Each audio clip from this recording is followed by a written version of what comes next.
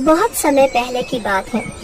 केशव नगर राज्य के एक छोटे से गांव में अर्जुन नाम का एक गरीब लकड़हारा अपनी पत्नी राधा और 5 वर्षीय पुत्र आदित्य के साथ रहता था। अर्जुन हमेशा अपने साधारण जीवन से असंतुष्ट रहता था। वो रातों रात अमीर बनने के सपने देखता और अपनी किस्मत को कोसता रहता। एक सुबह की बात है। अर्जुन लकड़ियां काटने के लिए अपनी कुल्हाड़ी लेकर जा रहा था। तभी उसकी पत्नी राधा उससे बोली, अर्जुन, आज फिर इतने गुस्से में क्यों हो? क्या तुम्हें कभी खुशी महसूस नहीं होती? तुम हमेशा परेशान क्यों रहते हो? कभी तो मुस्कुराकर काम पर जाया करो। खुश होकर? मैं लकड़ियां काटने वाला मजदूर हूँ, कोई बड़ा व्यापारी नहीं। मेरी मेहनत का कोई मोल नहीं है और तुम कहती हो कि खुश रहूं? तुम्हें अपनी मेहनत पर गर्व करना चाहिए अर्जुन। भगवान ने हमें मेहनत करने का शरीर दिया है। तुम्हें हमेशा अपनी किस्मत को कोसने की आदत है। कभी तो भगवान का शुक्र करो कि हमारा परिवार भूखा नहीं सोता। तुम्हें मेरी मेहनत की कोई परवाह नहीं है। तुम्हें क्या समझ, बस बातें करना आसान है। दूसरों की पत्नियां चाहती हैं कि उनके पति खूब पैसा कमाए, लेकिन तुम मेरे छोटे से काम से ही खुश रहती हो। ये सोचना बंद करो कि मैं तुम्हारी मेहनत की कद्र नहीं करती। मैं तुम्हारे साथ हूँ। राधा की बात सुनकर अर्जुन गुस्से से बिना कुछ कहे अपनी कुल्हाड़ी उठाकर घर से बाहर निकल गया। राधा उसे जाते हुए देखती रही। अर्जुन कुछ ही दूर चला था कि तभी उसे उसके गांव का मुखिया मिल गया। मुखिया मुस्कुराते हुए अर्जुन से बोला, अर्जुन, क्या हुआ? आज सुबह सुबह तुम्हारे चेहरे पर यह गुस्सा क्यों झलक रहा है? सब ठीक तो है? सब कुछ ठीक है, लेकिन मेरी पत्नी को मेरी परेशानियां कभी समझ नहीं आएंगी। वो चाहती है कि मैं हमेशा मुस्कुराऊं, जैसे सब कुछ ठीक हो। अरे, राधा तो समझदार और शांत स्वभाव की महिला है, वो तुम्हें परेशान क्यों करेगी? वो मूर्ख है। दूसरों की पत्नियां चाहती हैं कि उनके पति बहुत अधिक धन कमाएं, लेकिन मेरी पत्नी मेरी छोटी सी कमाई में ही खुश रहती है। उसे तो ये लगता है कि लकड़ियां काटना कोई बहुत महान काम है। अर्जुन, तुम्हारी पत्नी बहुत अच्छी है, वो संतोषी स्वभाव की है। तुम उसे गलत मत समझो। अगर उसकी जगह कोई और पत्नी होती तो वो तुम्हारे सामने हर दिन गरीबी का रोना रोती और तुम्हें मानसिक रूप से परेशान कर देती। तुम्हें तो भगवान को धन्यवाद देना चाहिए। मुखिया की बात सुनकर अर्जुन गुस्से से आगे बढ़ गया और जंगल में एक वृक्ष के नीचे बैठते हुए खुद से बोला, मैं कितनी भी मेहनत क्यों ना करूं, लकड़ियां अच्छे दामों में नहीं बिकती। मेहनत का फल मिलता ही नहीं। लोग कहते हैं मेहनत का फल मिलता है, लेकिन मुझे तो कोई मेहनत का फल मिला ही नहीं। क्यों ना मैं आज जंगल में उस हिस्से में जाऊं जहां लोग जाने से डरते हैं। सुना है वहां भूत प्रेत का साया है। क्या पता मुझे कोई भूत मिल जाए और वो मुझे धनवान बना दे। ये सोचकर अर्जुन जंगल के अंदरूनी हिस्से की ओर बढ़ गया। थोड़ी देर बाद उसकी नजर एक विशाल और पुराने पेड़ पर पड़ी। पेड़ इतना बड़ा और घना था कि उसकी जड़ें दूर दूर तक फैली हुई थी। ये तो वर्षों पुराना पेड़ लग रहा है। इसकी लकड़ियां जरूर अच्छे दाम में बिकेंगी। क्यों ना मैं इसे काट लूं और बाजार में बेचाऊं, इससे मुझे खूब पैसा मिलेगा। अर्जुन उस पुराने वृक्ष पर कुल्हाड़ी चलाने ही वाला था कि अचानक उस वृक्ष से काला धुआं निकलने लगा। धुआं उसके चारों ओर मंडराने लगा। अर्जुन ने ऐसा दृश्य पहले कभी नहीं देखा था। वो बुरी तरह से घबरा गया और अपनी कुल्हाड़ी वहीं फेंक दी। कुछ ही देर में वो काला धुआं एक सुंदर पुरुष के रूप में प्रकट हो गया। उसका व्यक्तित्व तेजस्वी और अद्भुत था।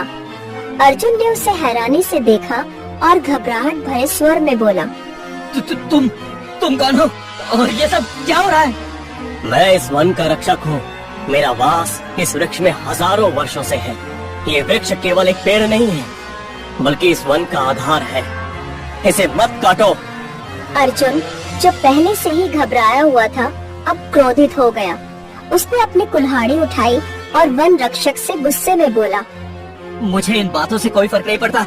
ये पेड़ कितना पुराना है इससे भी मुझे कोई मतलब नहीं है। इसकी लकड़ियां मजबूत है और बाजार में अच्छे दामों में बिकेंगी। मैं इसे काट के रहूंगा और कोई भी मुझे नहीं रोक सकता।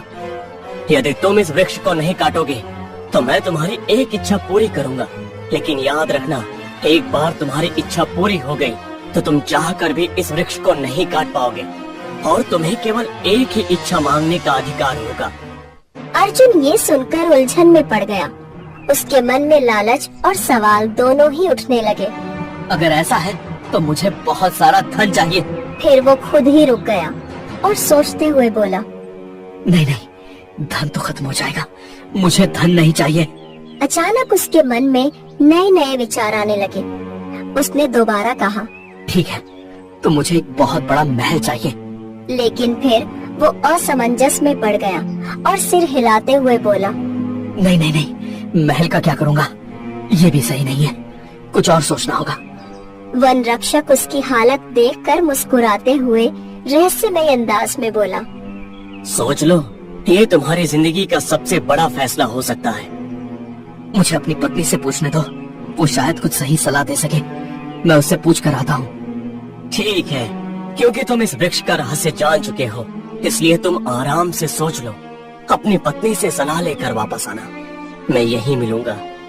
अर्जुन वन रक्षक की बात सुनकर तेजी से घर की ओर दौड़ पड़ा। रास्ते भर वो इसी बात को सोचता रहा कि उसे क्या मांगना चाहिए। घर पहुंचते ही वो राधा को हाँफते हुए उसकी बात सुनाने लगा। राधा, राधा, सुनो, मुझे जंगल में एक ऐसा वृक्ष मिला जिसमें वन रक्षक का वास है। उसने कहा है कि अगर मैं वो वृक्ष नहीं काटूंगा तो वो मेरी एक इच्छा पूरी करेंगे। तुम ही बताओ, मुझे क्या मांगना चाहिए? राधा गंभीरता से बोली, अर्जुन, तुम्हें उसे संतोष मांगना चाहिए। संतोष वो चीज है जो बड़े बड़े राजा महाराजाओं को नसीब नहीं होती। ये जीवन का सबसे बड़ा धन है। राधा की बात सुनकर अर्जुन का चेहरा क्रोध से लाल हो गया। तुम हमेशा यही बातें करती हो। तुम्हें क्या पता कि संतोष से पेट नहीं भर सकता। राजा महाराजाओं के पास कितना धन और वैभव होता है। मैं यहाँ आकर गलती कर बैठा। अब मैं अपनी मर्जी से उनसे कुछ मांगूंगा। हालांकि राधा की राज महाराजा वाली बात अर्जुन के मन में गहराई तक बैठ गई। अर्जुन फिर दौड़ता हुआ जंगल पहुंच गया।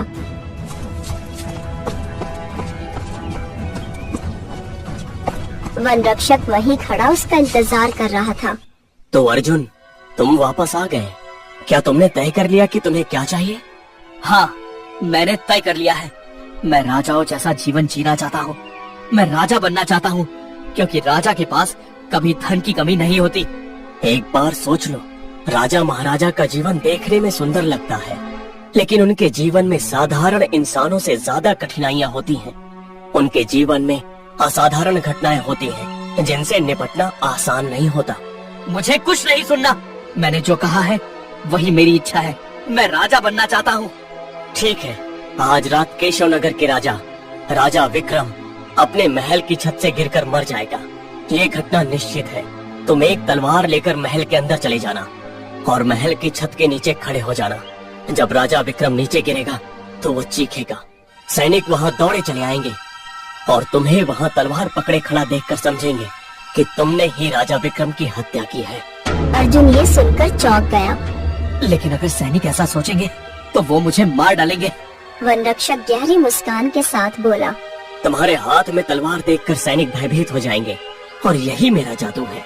तुम्हें बस निडर होकर सबसे कहना है कि तुमने ही राजा विक्रम को मारा है। तुम्हारे आत्मविश्वास और साहस से सैनिक तुम्हें रोक नहीं पाएंगे। क्या ये इतना ही आसान होगा? राजा विक्रम का मंत्री चरण सिंह राजा से खुश नहीं है। वो तुम्हारा समर्थन करेगा और तुम्हें राजा घोषित कर देगा। लेकिन याद रखना, राजा विक्रम की पत्नी रुक्मणी और उनका 5 वर्षीय पुत्र अशोक भी है। वे इस महल के उत्तराधिकारी हैं। मुझे राजा विक्रम की पत्नी या पुत्र से कोई लेना देना नहीं है। मुझे सिर्फ राजा बनना है। तो जाओ, समय नजदीक है, रात होने वाली है। तुम्हारा राजा बनने का सपना पूरा होने वाला है।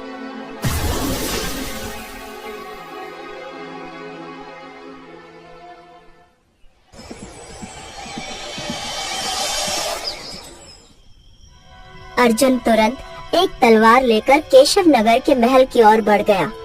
महल की भव्यता देखकर वो हैरान रह गया। उसने अपने आप से कहा, क्या चमत्कार है।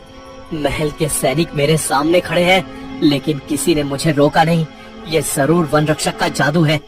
महल में बिना किसी रुकावट के अंदर घुसते हुए अर्जुन सीधा महल के छत के नीचे खड़ा हो गया।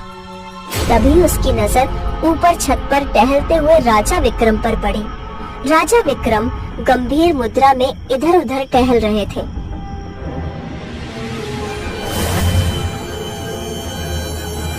राजा विक्रम के गिरते ही उनके सिर से खून बहने लगा। उनकी चीख सुनकर सैनिक तेजी से वहां जमा हो गए। अर्जुन ने तुरंत अपने हाथ में तलवार उठाई और निडर होकर ऊंचे स्वर में कहा, ये काम मैंने किया है। मैंने ही राजा विक्रम को मारा है, क्योंकि मुझे राजा बनना है। सैनिक ये सुनकर चौंक गए। अर्जुन की तलवार और आत्मविश्वास देखकर उनके दिलों में डर बैठ गया। तभी महल का मंत्री चरण सिंह वहां पहुंचा और अर्जुन की ओर घूर कर बोला, तो तुमने राजा विक्रम की हत्या की है? तुम जानते हो इसके बाद क्या होगा? मुझे सब पता है, लेकिन नियम तो यही है कि ताकतवर ही राजा बनता है, और अब मैं इस राज्य का नया राजा हूँ। अर्जुन की बात सुनकर मंत्री चरण सिंह सैनिकों की ओर मुड़कर बोला, ये व्यक्ति सही कह रहा है।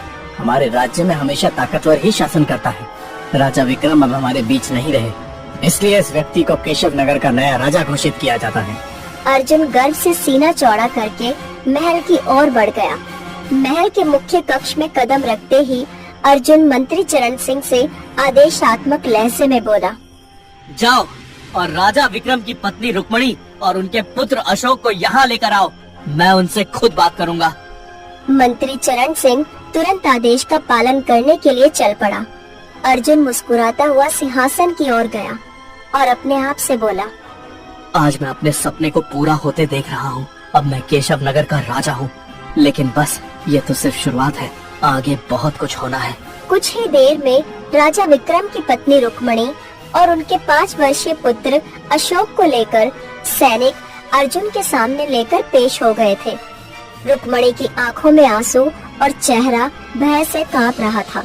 अर्जुन घमंड भरे स्वर में बोला, रानी रुक्मणी, मैं तुम्हें और तुम्हारे बेटे को इसी समय खत्म कर सकता हूँ, लेकिन मैं दया दिखाना चाहता हूँ, इसलिए तुम्हें आदेश देता हूँ कि तुरंत अपने पुत्र को लेकर इस राज्य से दूर जंगलों में चली जाओ। अगर गलती से भी तुम इस राज्य के आसपास दिखी तो याद रखना, मैं तुम्हारे साथ भी वही करूँगा जो तुम्हारे पति के साथ मैंने किया। रुक्मणी अर्जुन के इस फैसले से थर थर कांपने लगी। रुक्मणी बेबसी में अशोक का हाथ पकड़कर रोती हुई महल से बाहर चली गई और अपने पुत्र अशोक को लेकर जंगलों में भटकने लगी। भूख और प्यास से उनका हाल बेहाल हो चुका था। अशोक लगातार रो रहा था। भटकते भटकते रुक्मणी की जंगल में एक छोटी सी झोपड़ी पर नजर पड़ी। शायद यहाँ मदद मिल जाए। रुक्मणी अशोक को लेकर झोपड़ी के अंदर चली गई। झोपड़ी में एक साधु ध्यान की मुद्रा में बैठे हुए थे। रुक्मणी उनके सामने हाथ जोड़कर बोली, हे महात्मा, कृपया करके मेरी मदद कीजिए। मैं और मेरा बेटा भूख और प्यास से मरने वाले हैं। हमें थोड़ा भोजन और पानी मिल सकता है क्या? साधु आंखें खोलकर रुक्मणी को ध्यान से देखते हुए बोले, रानी रुक्मणी, मैं तुम्हें पहचानता हूँ। तुम राजा विक्रम की पत्नी हो और ये नन्हा बालक अशोक है। क्या हुआ? तुम्हारा ये हाल कैसे हुआ? ये सुनते ही रुक्मणी फूट फूट कर रोने लगी और साधु को अर्जुन की कुटिलता और महल से निकाले जाने की पूरी कहानी बताने लगी। रुक्मणी नहीं जानती थी कि वो साधु एक चमत्कारिक साधु थे। रुक्मणी की बात सुनकर साधु ने अपनी आंखें बंद कर ली। साधु की आंखों के सामने अर्जुन के वन रक्षक से लेकर महल तक के सारे दृश्य चलने लगे। सच तो ये था कि साधु सब कुछ जान चुके थे। कुछ देर बाद साधु अपनी आंखें खोलकर बड़े ही रहस्यमय अंदाज में रुक्मणी की ओर देखकर बोले, चिंता मत करो रानी, मैं तुम्हारी मदद करूंगा। तुम्हें और तुम्हारे बेटे को इस झोपड़ी में रहने की अनुमति देता हूँ। आज से ये झोपड़ी तुम्हारा घर है, लेकिन याद रखना, एक रहस्य है जो तुम्हें नहीं पता। मैं ये रहस्य तुम्हारे पुत्र अशोक को बताऊंगा, लेकिन तब जब वो जवान हो जाएगा। तब तक तुम यहीं रहो और शांति से अपना जीवन बिताओ। साधु की बात सुनकर रुक्मणी कुछ देर के लिए खुश हो गई, क्योंकि उसे सर छुपाने के लिए एक छत जो मिल गई थी।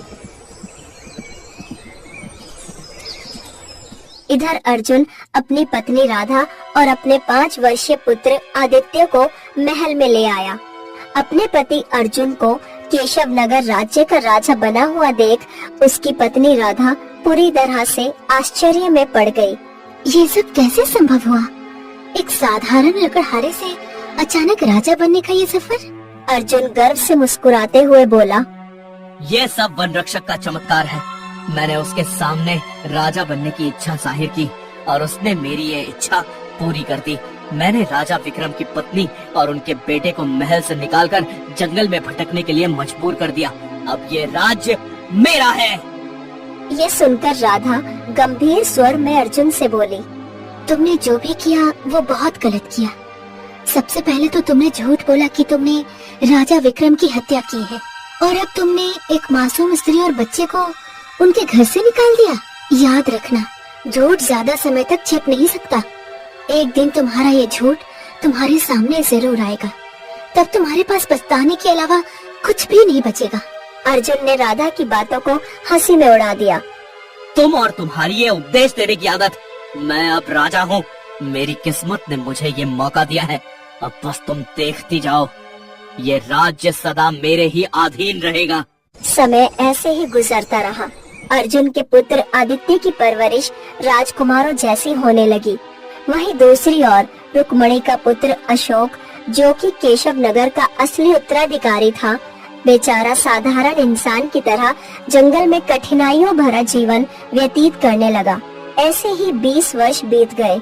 अर्जुन का पुत्र आदित्य हद से ज्यादा ऐशो आराम की जिंदगी और लाड़ प्यार की वजह से बिगड़ चुका था। ऐसा कोई दिन नहीं जाता जब प्रजा राजा से आदित्य की शिकायत न करती हो। एक दिन राधा क्रोधित होकर अपने पुत्र आदित्य से बोली, आदित्य, तुम क्या कर रहे हो? तुम दिन ब दिन बिगड़ते जा रहे हो। अगर तुम ऐसे ही रहते हो तो तुम्हारा भविष्य अंधकार में होगा। माँ, आप क्या जाने कि मैं क्या कर रहा हूँ। दुनिया के सारे ऐशो आराम मेरे पास है, मुझे कोई फर्क नहीं पड़ता। तुम बिगड़े हुए हो। तुम्हें सिखाया नहीं गया कि एक राजा को किस तरह अपनी जिम्मेदारियों का पालन करना चाहिए। तुम प्रजा पर अत्याचार कर रहे हो, जमीनें छीन रहे हो और हरकतें ऐसी कर रहे हो जैसे कोई नीच आदमी करता है। राधा ने इतना कहा ही था कि तभी वहाँ पर अर्जुन आ पहुँचा। अर्जुन क्रोधित अवस्था में राधा की ओर देखकर बोला, हो क्या रहा है यहाँ? राधा, तुम यहाँ क्या कर रही हो? राजाओं की संतान कभी इतनी सरल नहीं होती। आदित्य राजा बनेगा तो वो सुधर जाएगा। तुम्हें तो हमेशा अपने बेटे की गलती दिखाई नहीं देती। तुमने उसे राजाओं जैसा नहीं बल्कि तानाशाह जैसा बनाया है। तुम बहुत बढ़ चढ़कर बोल रही हो। 20 साल बीत गए हैं मुझे केशव नगर का राजा बने हुए, लेकिन तुम अब भी मुझे लकड़हरे की पत्नी की तरह ही देखती हो। इतना बोलकर अर्जुन गुस्से में वहाँ से चला गया।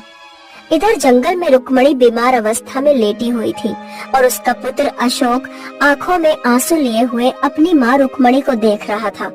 अशोक अपनी माँ रुक्मणी की ओर देखकर बोला, चिंता मत कीजिए माँ, साधु महाराज किसी काम से बाहर गए हैं, वो आते ही होंगे। उनके आते ही आप स्वस्थ हो जाएंगे। अपने पुत्र की बात सुनकर रुक्मणी उदासी भरे स्वर में उसकी ओर देखकर बोली, नहीं अशोक, शायद मेरा समय नजदीक आ पहुँचा है। मेरी बात ध्यान से सुनो। वर्षों पहले साधु महाराज ने मुझे एक रहस्य बताया था। तुम्हें सिर्फ तभी बताया जाएगा जब तुम जवान हो जाओगे। लगता है मेरा समय आ गया है, लेकिन तुम उस रहस्य के बारे में साधु महाराज से जरूर पूछना। मुझे लगता है कि कोई गहरा रहस्य है जिसे तुम्हें जानने का पूरा अधिकार है। अपनी माँ की बातें सुनकर अशोक रोता हुआ बोला, माँ, नहीं, आप नहीं जा सकते। रुक्मणी की आंखें बंद हो गईं। अशोक बुरी तरह से घबरा गया। तभी वहाँ पर साधु आ पहुँचे।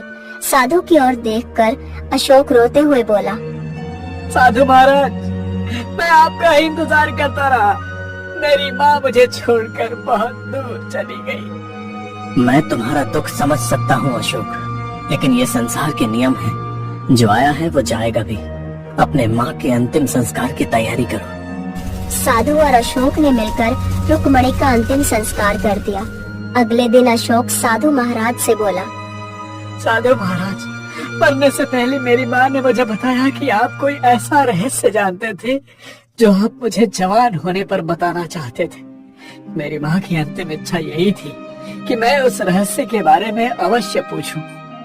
अशोक की बात सुनकर साधु महाराज रहस्यमयी अंदाज में अशोक की ओर देखकर बोले, तो फिर मेरी बात ध्यान से सुनो अशोक। तुम्हारे पिता की मृत्यु कोई हत्या नहीं थी, ये एक हादसा था। अर्जुन से तुम्हारा कोई विरोध नहीं था, वो केवल तलवार लेकर खड़ा था और वन देवता के वरदान के कारण ये सब हुआ। अर्जुन एक लालची व्यक्ति है, केशव नगर पर तुम्हारा अधिकार है, वो तुमसे कभी नहीं जीत सकेगा। ये क्या कह रहे हैं आप? मैं बिल्कुल सत्य बोल रहा हूँ अशोक। केशव नगर राज्य पर जिसका शासन है वो केशव नगर राज्य के एक छोटे से गांव का रहने वाला मामूली लकड़हारा है, जिसने जंगल के वन रक्षक से राजा बनने का वरदान मांगा। वन देवता ने उसे चेतावनी दी, मगर वो एक लालची व्यक्ति था, नहीं माना। उसने केवल तुम्हारे पिता की अकस्मात मृत्यु का फायदा उठाया और तुम्हें और तुम्हारी माँ को जंगलों में ठोकर खाने के लिए मजबूर कर दिया। सही समय आ चुका है अशोक, जाओ जाओ जाकर अर्जुन को ललकारो। अर्जुन और उसके पुत्र दोनों में से कोई भी तुमसे युद्ध नहीं जीत पाएगा। जाओ जाकर अपना राज्य वापस ले लो। अपना राज्य वापस लेने के लिए मंत्री चरण सिंह को कारागार में डलवाने का आदेश अवश्य देना, क्योंकि जितना दोषी अर्जुन है उससे कहीं ज्यादा दोषी चरण सिंह है। उसने बगैर जांच पड़ताल किए अर्जुन को वहाँ का राजा घोषित कर दिया, वो भी उतना ही दोषी कहलाया जाएगा। अशोक तुरंत तलवार लेकर महल के अंदर पहुंच गया। महल के अंदर राज दरबार में अर्जुन और आदित्य सिंहासन पर बैठे हुए थे। अशोक को देखकर अर्जुन अशोक की ओर देखते हुए बोला, कौन हो तुम और तलवार लेकर दरबार में क्यों आए हो? अर्जुन, मैं विक्रम का पुत्र हूँ और अब मैं अपना राज्य वापस लेने आया हूँ। क्या बकवास कर रहे हो? मैं राजकुमार अशोक हूँ। तुमने मेरे पिता को जंगल में रहने को मजबूर किया, अब मैं तुम्हें हरा कर अपना राज्य वापस ले लूंगा। अशोक की बात सुनकर अर्जुन के बगल में बैठा हुआ उसका पुत्र आदित्य गुस्से से अशोक की ओर देखकर बोला, तुम्हें क्या लगता है कि तुम हमारा राज्य इतनी आसानी से छीन कर ले जाओगे? अगर हिम्मत है तो आओ मुझसे युद्ध करो, मैं तुम्हें युद्ध की चेतावनी देता हूँ। परंतु एक बात याद रखना, अगर तुम युद्ध हारते हो तो इस राज्य पर मेरा अधिकार होगा। अशोक की बात सुनकर अर्जुन इधर उधर देखने लगा। तभी वहाँ बैठे हुए राजगुरु अर्जुन की ओर देखकर बोले, नियम यही है महाराज। अर्जुन ने ना चाहते हुए भी अपने पुत्र आदित्य को युद्ध करने की सहमति दे दी, मगर आदित्य अशोक की तलवार का एक वार भी नहीं सह सका और चीखते हुए मृत होकर जमीन पर गिर पड़ा। अर्जुन, अब तुम्हारी बारी है, या तो मुझसे युद्ध करो या अपना राज्य मुझे वापस कर दो। अर्जुन जानता था कि वो अशोक से नहीं जीत सकता था। मैं तुमसे युद्ध नहीं कर सकता। तो फिर मेरा राज्य मुझे वापस करो। अशोक ने अपमानित करते हुए अर्जुन को सिंहासन से उतार दिया और आदेशात्मक स्वर में उसकी ओर देखकर बोला, अब तुम्हें अपनी जिंदगी जंगल में बितानी होगी।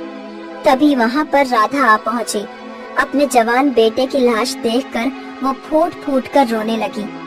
अर्जुन सर झुकाए हुए आंखों में आंसू लिए हुए वहाँ पर खड़ा हुआ था। उसकी आंखों में और उसके चेहरे पर पछतावा झलक रहा था। तभी अशोक एक सैनिक की ओर देखकर बोला, अभी और इसी समय मंत्री चरण सिंह को बंदी बनाकर कारागार में डाल दो। उन्हें आजीवन अब कारागार में ही रहना होगा। ये सुनकर मंत्री चरण सिंह बुरी तरह से चौंक पड़ा। परंतु मेरा दोष क्या है? तुम्हारी गलती की वजह से ही एक लकड़हारा 20 वर्ष तक केशव नगर राज्य का राजा बना रहा। तुमने मेरे पिता की मौत की कोई जांच पड़ताल नहीं की, बल्कि सीधे अर्जुन को राजा घोषित कर दिया। सैनिकों ने तुरंत मंत्री चरण सिंह को कारागार में डाल दिया। अर्जुन अपने पुत्र आदित्य का शव लेकर अपनी पत्नी राधा के साथ महल से बाहर निकल आया और जंगल में उसका अंतिम संस्कार कर दिया और एक वृक्ष के नीचे बैठकर आंसू बहाने लगा। तभी वहाँ पर रंग बिरंगी किरणों के साथ वही वन रक्षक प्रकट हो गया। वन रक्षक अर्जुन की ओर देखकर रहस्यमय अंदाज में बोला, मैंने तुम्हें चेतावनी दी थी कि राजाओं का जीवन इतना आसान नहीं होता। तुम बर्दाश्त नहीं कर पाओगे। देखो, तुम्हारे एक गलत फैसले ने तुम्हारे बेटे की जान ले ली। इतना बोलकर वहाँ से वन रक्षक गायब हो गया। अब अर्जुन के पास पछतावा ही था। कोई शक्ति नहीं थी, कोई सिंहासन नहीं था, बस जंगल और अपने पुत्र की यादें। वो अपनी गलती को लेकर आंसू बहाता था और अपने पुत्र की यादों में खो जाता था। उसी दिन के बाद अर्जुन ने अपना सारा जीवन अपनी पत्नी राधा के साथ जंगल में एक झोपड़ी में ही पछताते हुए बिताया।